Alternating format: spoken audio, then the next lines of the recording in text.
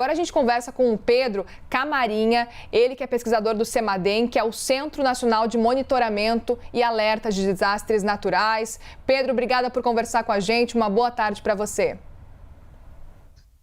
Boa tarde. Seguimos aqui monitorando os municípios, acompanhando a situação em tempo real. Estamos à disposição aqui para as informações.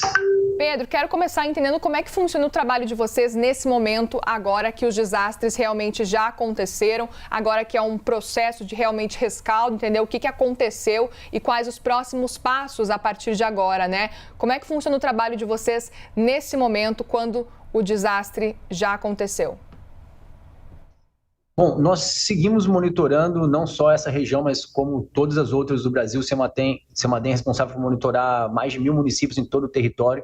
Então, obviamente, essa região ela recebe uma atenção especial por todos os impactos que já aconteceram, mas agora nós também vamos direcionando o nosso monitoramento para que esses níveis de alerta que ali estão, eles possam ser reduzidos conforme a situação geológica, geotécnica, hidrológica, elas vão se modificando, né? É importante mencionar que mesmo sem chuva ainda há risco de deslizamentos em muitas dessas encostas, porque o volume de chuva foi realmente muito alto. Então, mesmo com chuva fraca ou na ausência de chuva, novos deslizamentos devem acontecer. Obviamente, não na mesma magnitude, não na mesma quantidade, mas ainda requer muita atenção.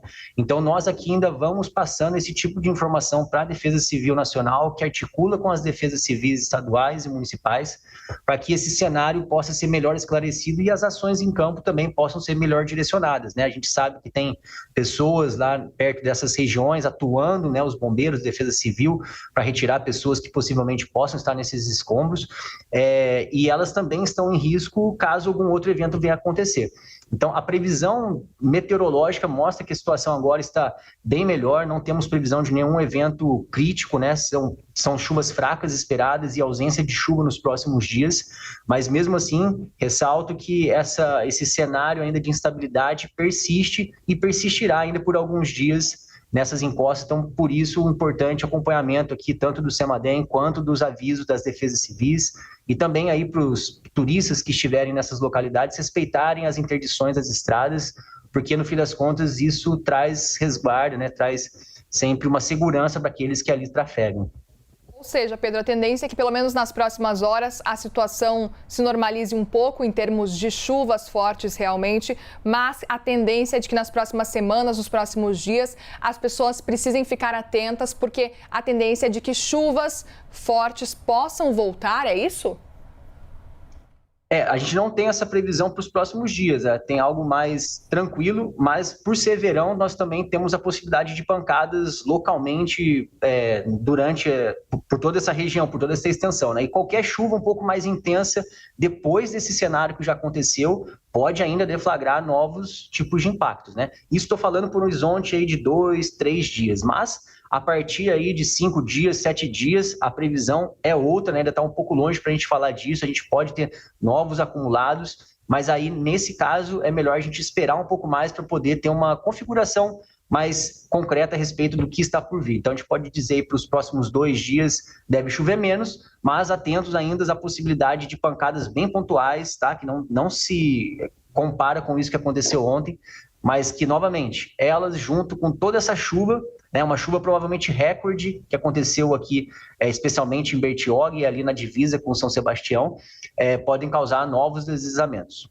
Pedro, já que você falou em Bertioga, a gente tem informação que chega nesse momento de que Bertioga decretou estado de emergência. A Defesa Civil de Bertioga está solicitando e acaba de decretar, portanto, esse estado de emergência. A gente mostrava, por exemplo, que Bertioga choveu nas últimas 24 horas quase 700 milímetros, segundo o governo do estado de São Paulo. São Sebastião foram cerca aí de 630 milímetros.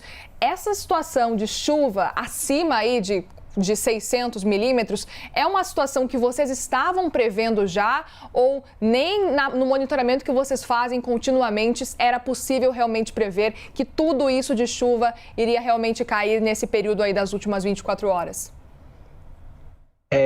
Não, como eu disse, esses volumes acima de 500 milímetros são excepcionais e justamente por eles serem extremamente raros, as previsões meteorológicas elas não têm essa capacidade de prever, né? Porque a previsão do tempo ela se baseia muito no histórico de toda uma região, os modelos são construídos baseado nisso. Então, esses eventos muito extremos são muito difíceis de serem preditos com antecedência, né? Mas sim havia uma previsão de volumes que já por si, 300 milímetros, eram volumes que causariam muitos problemas, mas sabemos que toda essa região ela tem uma topografia que, dependendo do vento, né, dependendo das configurações meteorológicas que ali atuam, isso pode ser amplificado numa localidade ou outra, né? Então foi exatamente isso que aconteceu. Se vocês observarem todos os acumulados entre Baixada Santista e Caraguatatuba, Ubatuba, foi bem elevado, foram chuvas acima de 200, 250 milímetros de forma generalizada, mas pontualmente houve esse tipo de interação que causou esses 683 milímetros em Bertioga, 638 em São Sebastião e diversos outros pontos com valores acima de 400 e 300 milímetros, que já é muito alto. Pedro, eu preciso te perguntar, porque a gente, todo verão, a gente volta e bate na mesma tecla o tempo inteiro. A gente vê cenas muito parecidas e, infelizmente, a gente vê muitas mortes por causa de temporais, de chuvas intensas, né? Esse é um cenário recorrente, infelizmente. Até quando que ele vai ser um cenário recorrente? E o que pode ser feito para evitar que essa situação continue se repetindo todo verão em regiões diferentes do Brasil? Sim, realmente as chuvas aqui no nosso país, essas chuvas mais severas, elas não são novidade, embora esse evento possa sim ser considerado um evento super extremo e raro de acontecer, mas sabemos que com situação bem mais menos catastróficas assim, meteorologicamente falando, impactos acontecem, mas existem diversos tipos de ações que podem ser feitas para que esses impactos sejam minimizados, né? Uma delas é isso aqui, o centro que a gente trabalha, ele monitora com essa perspectiva de antecipar esses possíveis impactos, acionando as defesas civis para que elas possam atuar em campo antes desses desastres, minimizando, né? Só que isso não resolve, né? Isso faz parte de todo um sistema de gestão de risco. Aqui é só uma das engrenagens de todo esse sistema. Então, existem outras ações que são ações de médio e longo prazo que podem ser feitas para que isso possa ser minimizado. Por exemplo, a preservação de algumas áreas naturais que são conhecidas por conseguirem segurar um pouco mais essas encostas ou por receber água e conseguir melhorar a tempestividade com que os níveis desses rios sobem. A própria realocação de pessoas que moram nas áreas de risco, um correto planejamento urbano, contenção das encostas que já são conhecidas como encostas instáveis, um sistema de macrodrenagem de infraestrutura urbana nesses municípios que são mais críticos. Então, soluções não faltam, soluções não são desconhecidas, né? O que falta realmente é termos um pouco mais do poder público no geral, em todas as esferas, olhando para isso, direcionando recursos e, claro, também trazendo uma percepção de risco maior para aquela população que está ali através de capacitações, educação ambiental, para que ela também possa fazer parte desse todo arranjo que eu mencionei anteriormente, né? Então, governo federal, estadual, municipal, centros de monitoramento, defesa civis e população atuando de forma conjunta é a única maneira, de fato, para que a gente possa, com o passar do tempo, ter esses impactos cada vez mais reduzidos, né? Sem dúvida. Para que a gente entenda um pouco melhor, Pedro, hoje algum município está preparado para receber 600 milímetros de chuva em 24 horas? Ou não? Se realmente acontecer novamente de 600 milímetros de chuva caírem aí sobre um município, sobre uma região, a tendência é de que a gente sempre veja estragos como esse.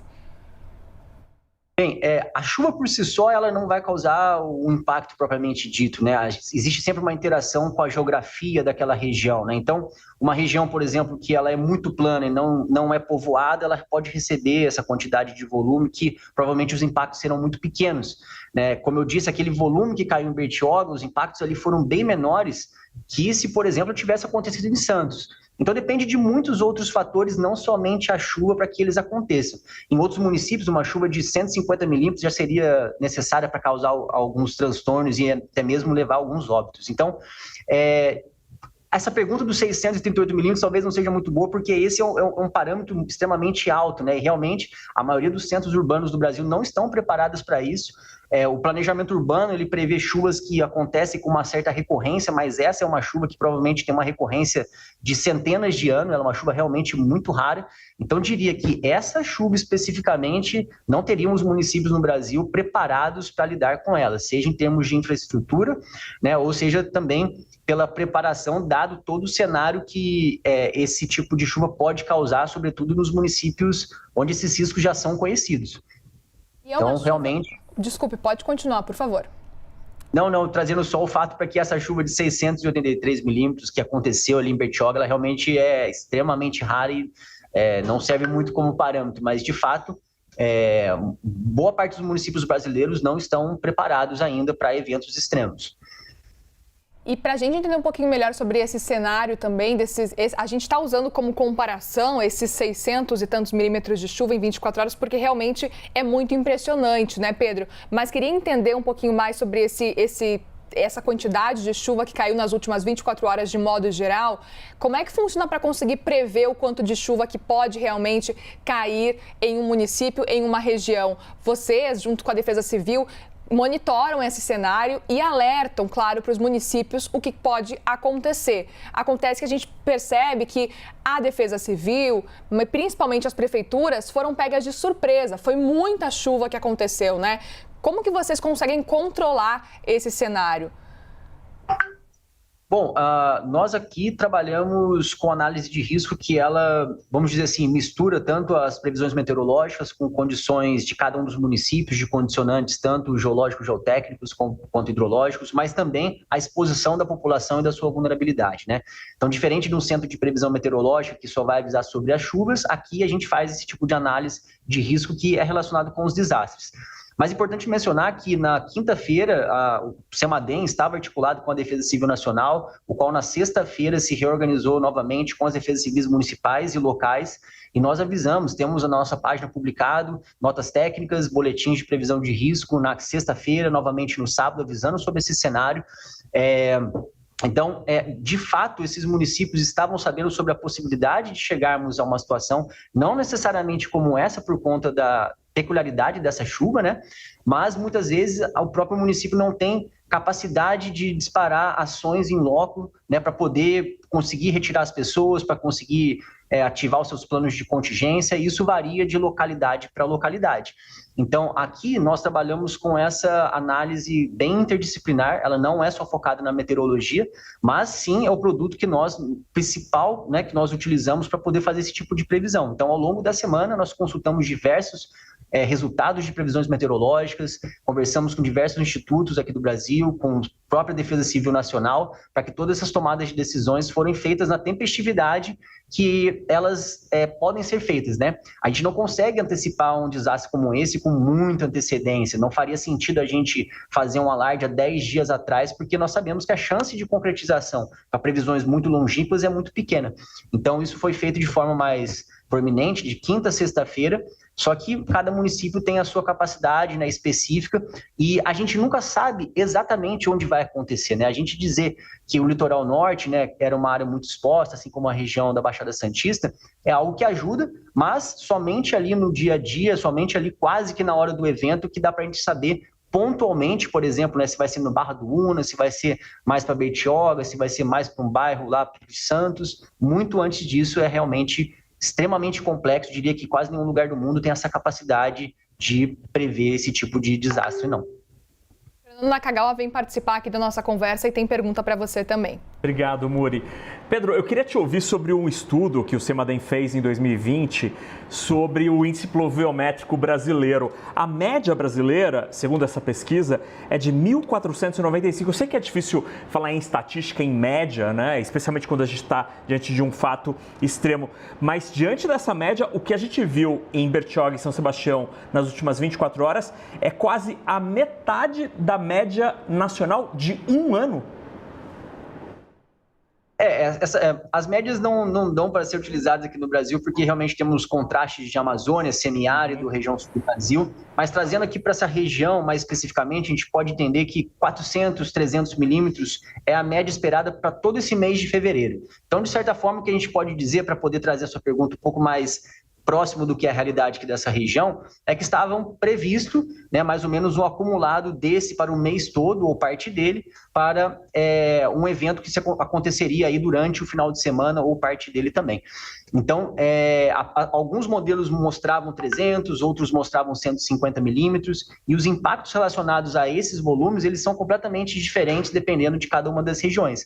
Então, por isso era um evento que chamou atenção, por isso houve essa mobilização especial aqui do CEMADEM com essas defesas civis, com a Defesa Civil Nacional, sobretudo, porque realmente era um valor que chamava atenção, dado esse comparativo, sobretudo com o próprio mês aqui de fevereiro e comparando também com a própria região, com o que ela está acostumada a receber ao longo do período chuvoso. E Pedro, Naca, peço que vocês esperem um pouquinho, que a gente tem informações que chegam nesse momento com a Larissa Rodrigues, ao vivo de Brasília. Lari? Oi, Muriel. Consegui falar há pouco com o ministro Valdez, ele que é o ministro da Integração e do Desenvolvimento Regional. Ele me disse até que tinha acabado de desligar uma ligação com o governador de São Paulo, Tarcísio, e também tem falado com os prefeitos da região para, a partir de agora, ser um trabalho conjunto entre executivo federal, estadual e municipal. Gostaria só de destacar algumas falas que eu acho importante nessa conversa rápida que tive por telefone com o ministro. Primeiro, claro, ele disse que está solidário a todas as vítimas da região e destacou que, nesse primeiro momento, o trabalho do governo federal é prestar assistência às vítimas, quem perdeu não só, claro, coisas materiais, como também, infelizmente, pessoas que perderam familiares no meio dessa tragédia e que, no segundo momento, se dá, então, a recuperação, a infraestrutura das cidades da região. Me chamou a atenção, vou até abrir aspas, essa fala do ministro Valdez: nós vamos ajudar a recuperar a infraestrutura da região, disse que não vai ter problema para liberação de verba para cuidar daquela região. Perguntei se já trabalhamos com algum tipo de número, disse que ainda estão fazendo, claro, o levantamento de tudo que foi destruído, até porque é tudo muito novo, ainda nem se sabe de fato o quão a infraestrutura dessas cidades foi de fato prejudicada. E ele me disse ainda, a gente já tinha adiantado essa informação aqui em primeira mão na CNN, que foi decretado sumariamente, essa é a palavra que ele me deu, o estado de calamidade pública na cidade de São Sebastião, como também aceita o pedido de estado de emergência dos demais municípios da região norte de São Paulo que enfrentam essa situação, essa terrível tragédia agora. Para encerrar, ele me disse que é um trabalho conjunto com o Ministério da Defesa, que o Ministério da Defesa também está em ação para mandar, por exemplo, algumas aeronaves para ajudar até na retirada de pessoas que estiverem feridas depois de toda a chuva, porque o deslocamento ficou muito complicado, né, por via terrestre na região, em especial em São Sebastião. Me lembrou também que há um trabalho feito conjuntamente com a Polícia Rodoviária Federal, que vai atuar em especial naquela rodovia ali perto de Bertioga, que teve também de ser interditada durante essa madrugada, essa manhã, porque cedeu uma parte do asfalto. E, por fim, lembrou que é um trabalho conjunto, que está todo mundo muito atento, mas que o governo federal está disponível em conjunto com outras pastas, não só o Ministério de Infraestrutura, que é o que o ministro Valdez Góes cuida, mas também, em especial, o Ministério da Defesa. A gente vai entrar em contato com o Ministério da Defesa para poder trazer um cronograma maior dessa ajuda que essa outra pasta do governo federal vai mandar para essa região, Muriel. Mas agora a confirmação do estado de calamidade decretado em São Sebastião, como também de emergência nas outras cidades, que, para explicar, isso facilita um repasse quase que imediato de verba do governo federal para os municípios. Esse estado de calamidade, ele vem nessa intenção, para se pular algumas burocracias que seriam necessárias para esse repasse em outras situações. Mas, como é uma situação de calamidade e de emergência, esse repasse deve ser imediato. Essas as palavras, então, do ministro Valdez Góes, do Desenvolvimento Regional e da Integração. E a gente está em contato também com a Polícia Rodoviária Federal, como também com o Ministério da Defesa, para saber novos passos do governo federal nessa tragédia. E eu volto mais tarde com informações, Muriel. Perfeito, Lari. Para a gente entender, o estado de calamidade, ele está um nível acima do estado de emergência, né? Do decreto de estado de emergência. Por exemplo, São Sebastião decretou o estado de calamidade pública. E Bertioga decretou estado de emergência. Então, estaria um nível abaixo, portanto, da situação de São Sebastião. É mais ou menos isso, Lari?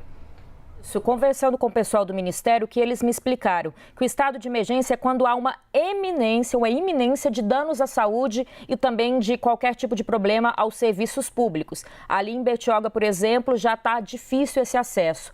Já quando se considera o estado de calamidade, ele é como se fosse a realização do estado de emergência, porque nesse momento já não há nenhum tipo de acesso a serviço de saúde, a serviço público. A gente trouxe há pouco com o Nakagawa até dificuldade, por exemplo, no fornecimento de água e de energia. Então já é um caso que já está complicado até a população ter uma vida, abre aspas, normal no meio de tudo, porque a população não consegue, às vezes, acesso nem mesmo à ligação telefônica.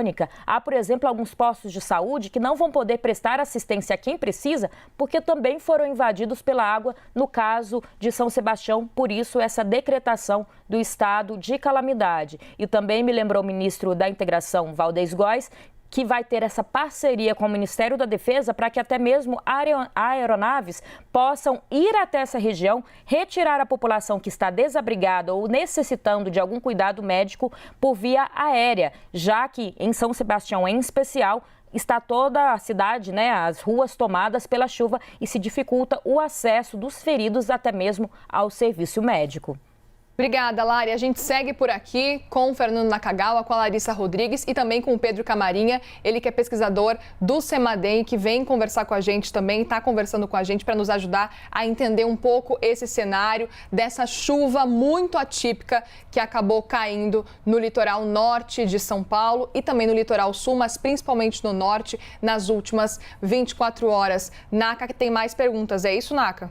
Pedro, eu queria também te ouvir sobre a capacidade do solo de absorção da chuva. Existe alguma métrica para entender quanto, em uma situação normal, de terra seca, a terra consegue absorver da chuva em 24 horas, para entender quanto foi essa não absorção nas últimas horas?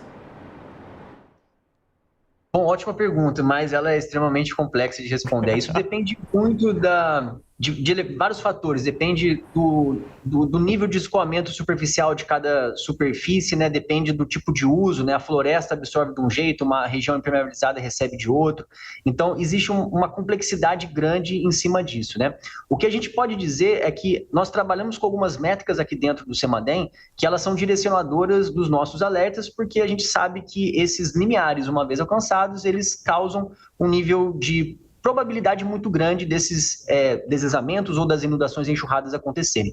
Para vocês terem uma ideia, um índice para a gente aí de 100 milímetros em 24 horas já é um índice que chama muita atenção. Um índice de 150, 200 milímetros já é um índice que a gente muitas vezes envia alertas de nível realmente muito alto, porque a gente sabe que a maioria das encostas, sobretudo onde existe uma ação da população, que constrói numa área que não é permitida, que faz um corte naquela encosta, ou então que jogam a água numa região que ela não é predestinada a receber aquilo adicionalmente, além daquilo que é natural, esses 100 milímetros em 24 horas, 200 milímetros já é realmente algo que chama muita atenção. Então, para vocês terem uma noção de quão grande foi esse evento, 638 milímetros, a gente ainda não pode bater o martelo, mas se eu não me engano, esse é o maior volume já registrado em 24 horas que o Brasil tem. Se não for o maior, ele está provavelmente entre os 3 maiores, os 5 maiores, de tão grande foi esse acumulado em 24 horas aqui em Bertioga. Para a gente entender um pouco desse impacto, portanto.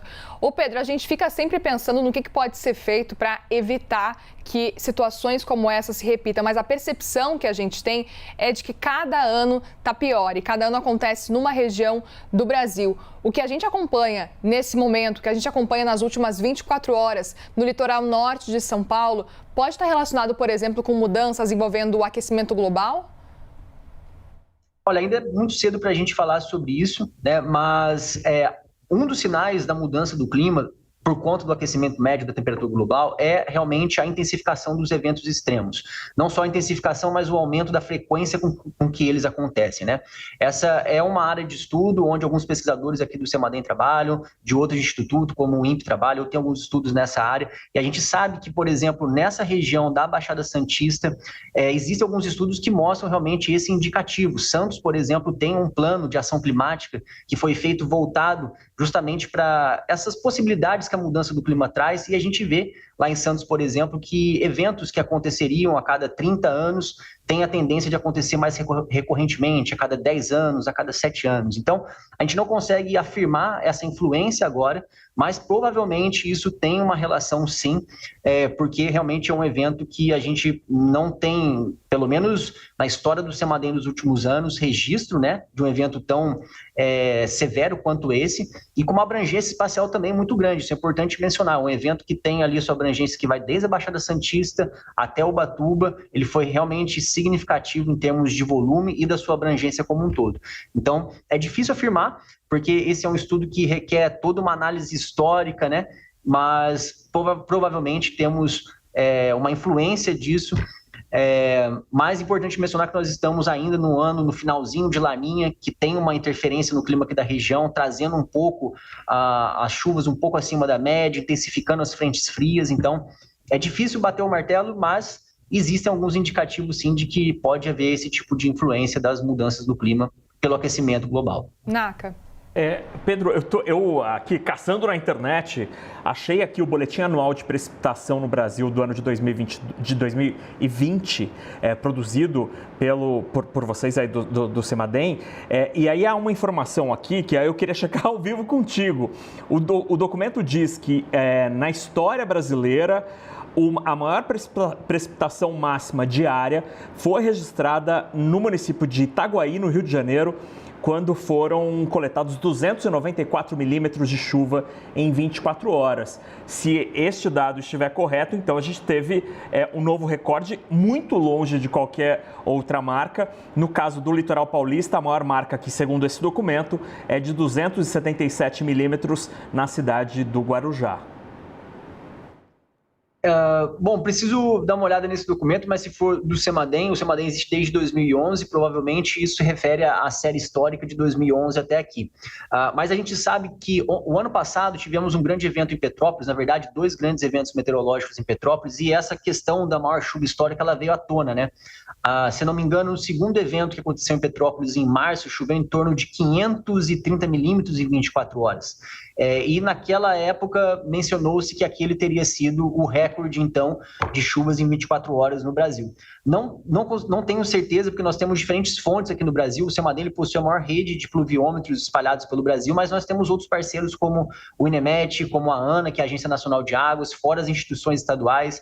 Então, precisaria avaliar historicamente, um pouco mais profundamente para ter essa noção. Mas, de qualquer forma, o que eu posso te dizer é que, pelo menos aqui, desde quando eu trabalho no CEMADEM, e o que o CEMADEM existe, 600 milímetros em 24 horas, até então, nunca tinha sido observado. Perfeito. Bom, então, infelizmente, foi um recorde até agora. Segundo a gente está chegando com as informações, foram 630 milímetros, segundo o governo do estado de São Paulo, quase 630 milímetros em São Sebastião e quase 700 milímetros em Bertioga, portanto, nas últimas 24 horas. Quero agradecer a participação do Pedro Camarinha, ele que é pesquisador do CEMADEM, que é o Centro Nacional de Monitoramento e Alertas de Desastres Naturais. Obrigada, viu, Pedro, pela participação e bom trabalho para você por aí. Obrigado, seguimos à disposição. Obrigado pela cobertura e também divulgação desse tema. Até mais. Obrigada, Pedro. Bom trabalho.